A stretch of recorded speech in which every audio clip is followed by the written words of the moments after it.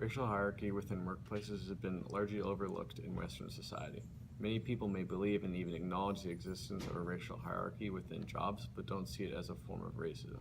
Using a hotel as an example, hotel management is mainly populated by white people, and the housekeeper is mainly populated by non-white women, often Hispanic. Again, the majority of people will acknowledge this divide, but see it as the white management have worked harder and earned their managerial role. They'll also believe that the non-white housekeepers could have reached managerial roles if they would have just worked harder. This way of thinking is a common rebuttal called meritocracy. The white population of Western culture use common rebuttals as a way to avoid guilt and promote the idea that Western society is multicultural. The reality is that statistically, Hispanic women make the least on a weekly earning basis. For all white managers, they statistically have the highest weekly earnings, both white women and men.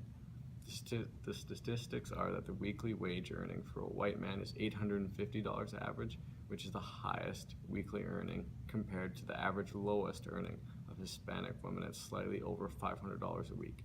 With a survey we conducted, we came to prove that the majority of Western society supports and promotes common rebuttals in a form such as meritocracy, negating white capital, and ideological incongruence to attempt to approve and justify white people dominating high-paying jobs. The first question we asked in our survey was, do you believe in some sort of way that a racial hierarchy exists in workplaces? Here are some answers we received. Racial hierarchy in workplaces is merely a myth created in the minds of people who feel that they are more socially aware than others. In this response, we see a complete rejection of racial hierarchy. In this person's mind, people of all races and all cultures have a fair representation within the workforce. This response also represents a common rebuttal called negating white capital. In this person's mind, they don't see white privilege around them every day, and they make no effort because the social dynamics of the society benefit them and are happy to reap the benefits without thinking of the less privileged members of society. No, I do not believe there is a social hierarchy in the workplace.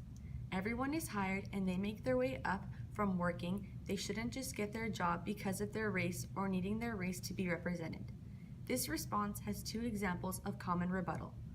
Like in the first answer, this answer displays a certain level of negating white people.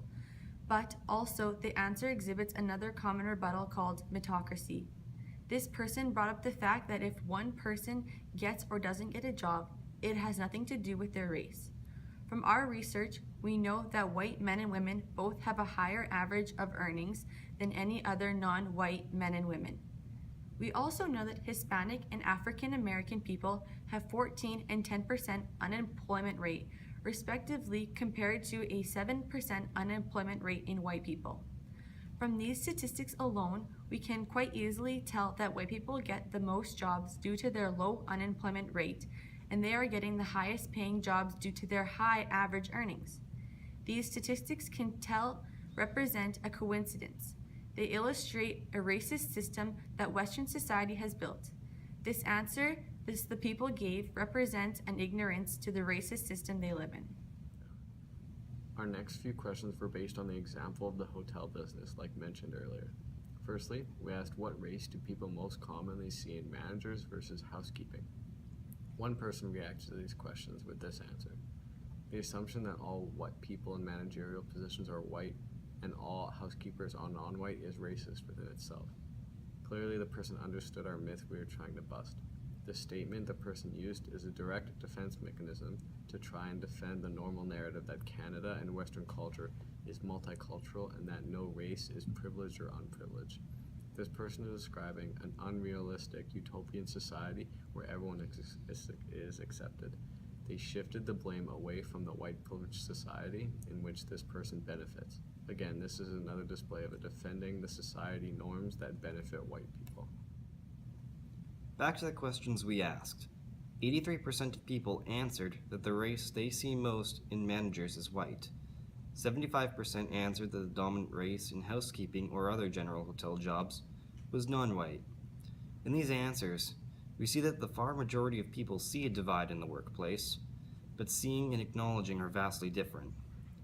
Proven by our survey, many people are fine with saying that they see racial divide. What we really wanted to know is if people truly acknowledge the reason for racial divides. So we asked why people believed racial divides existed in the workplace. People answered with, "I believe there is a racial divide, but for no other reason than that people in higher work positions have deserved to get there." I think that some people today still think that the whites are of more power than anyone else, which is wrong. The color of someone's skin, or what their race is, or whatever it is, does not matter at all. Your race has nothing to do with how powerful you are. It depends on how you portray yourself, your personality, etc. No, there are no biases at my work. Everyone is treated equally. These three answers were consistent with the common theme of denying the capital meritocracy. White people refuse to acknowledge an imbalance in the workforce between it takes away from all they have done to get there. Saying that there is racism in jobs challenges white people's pride, which we found out many refuse to let go of. Taking a quote from the second answer, "Your race has nothing to do with how powerful you are. It depends on how you portray yourself and your personality." This is another great example of beliefs of a utopian society. In this quote, specifically, you can see the person is extremely ignorant and so blind to the racist system they live in. In these answers, we get a small look of people expressing that individually, either themselves personally or their workplace, are extremely equally fair, but what they refuse to look at is the racist norms and systems in which they work in. Another answer we received to why racial divide exists is, "I think it's because some non-white people are immigrants and don't have the same English skills as white Canadians born would." The language barrier is an extremely practical concept and seems to be a reason why non-white people struggle to secure high-paying jobs, but breaking this idea down, if the workplaces are as equal and society is as multicultural as everyone described in our survey, why are some non-English speakers at a disadvantage in such an equal and multicultural workforce? It just doesn't add up. Drawing attention and challenging common rebuttals that defend white supremacy and privilege is extremely important when attempting to create equality and fairness in the workforce.